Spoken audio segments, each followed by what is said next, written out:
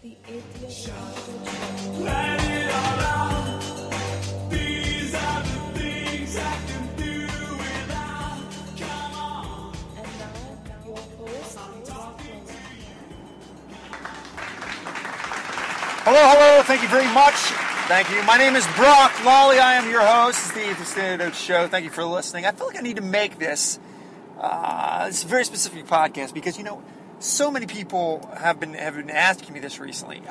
Because I stand up on these soapboxes, I'm made of nothing more than pretentious peacock feather puffing. And I assure you, no one knows that reality more than myself. Do not think I take myself that seriously. I do not. This is simply the ranting and ravings of one man's opinion. But because I rail against the poison, and that is what it is. That is exactly what it is, and that's the exact word I want to use. The poison that is secular extremism and the engine informed politically of leftism. Does not mean I throw in my lot with what would be perceived modern day thinking as the right, which is the Republicans, because I do not. Because the Republicans are spineless, gutless, principleless. They're like milquetoast. They're like that horrible, whatever they called that meat in middle school lunch line. And that's before you young kids started eating plush lunches on the taxpayer dime. Back in the day, we had some middle-aged women losing her hair, slopping some tasteless, calorieless, just slop onto our plate. That's what I think of when I think of the modern-day Republican Party. That lunch line slop. You don't even know what it is. They tell you it's meat, but who the heck even knows? Anyway, I want to be very clear about that. But because the Republican Party is a rice cake, does not mean that the left is any less disgusting. See, that's the big three-card Monty here. They're always like, well, the left in modern-day culture is like, well, we're not these guys. You might not like us, but, boy, these guys suck. If you don't believe me, just listen to Jon Stewart. He'll crack a couple jokes. No, we need to wrap our head around this. In historical context, the left wing in this country is Stalin, is Mussolini, is a light version of Mao, is Pot, is Castro, is Che, is Chavez. Now, I grant you, they're not murdering people, but the ideology, people, is the exact same thing. So we're really just talking about a timeline here, unless you just are willfully blind. So this is the motivation that I have when I rail against this ideology, because I see the tea leaves. I see it so clearly, I'm reading them. This is what happened when elitists that pat themselves on the back for being intellectuals, that truly do believe that they are better, I'm going to repeat that, better than you in every way. It is their inheritance to rule over you. It is in their inheritance, and it is merciful for them to do so. Much like you would handle a box full of newborn kittens. That's how they see you. Not capable free men and women. And this is why it needs to be fought now.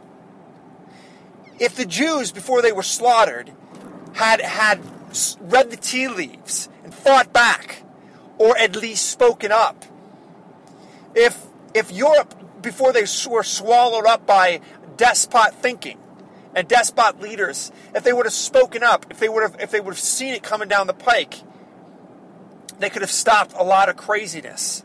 We, America, we don't have that excuse. We have a nice, thick, bulging history book full of examples of this exact same crap happening. B.O. B.O. is just Stalin light. He's got the same statist ideology. He's got the same elitist attitude. He's got the same utopian vision. He's got the same godlessness in his policies.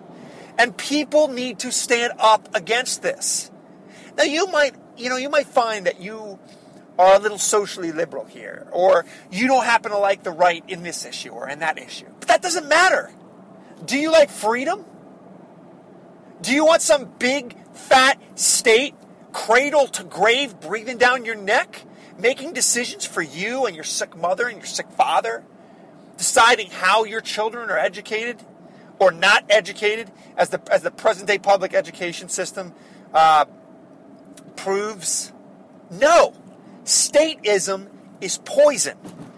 It was, it is, and it always will be.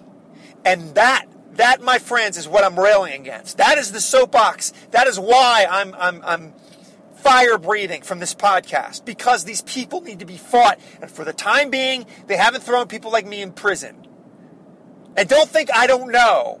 I do know that there comes a time where dissent isn't patriotic. And you know when that time is? When Barack Obama's in the White House. You notice, by the way, that those bumper stickers they're not quite as plentiful. Just a little side note. And I also noticed that when Barack Obama's bombing small villages in the Middle East, you know what you don't see? You don't see a bunch of people allergic to deodorant, hippies swarming the streets and talking about Obama lied, people died. You know, this type of stuff doesn't happen. This doesn't happen under a Democratic regime. And that's the scarier thing. You see, when you have a Republican in office, the media hates them. But see, unlike most conservatives, I like that. I like when the media hates the people in power, because then the lapdog becomes a watchdog and they're doing their job. But we happen to have a leftist Democrat. And so the media might as well be supplely kissing the nipples of the White House right now.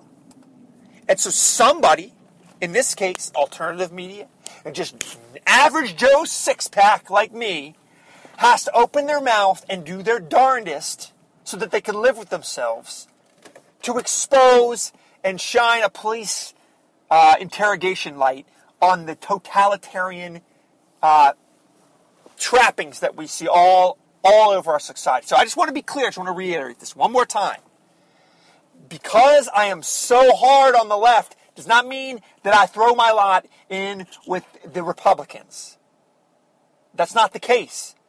It's just that secular extremism is statism. That's what it is. At least the Republicans are forced by, some weak-kneed base to at least speak platitudes about smaller government. Thank you for listening. This is the Atheist Antidote Show. You are listening to the Atheist Antidote Show.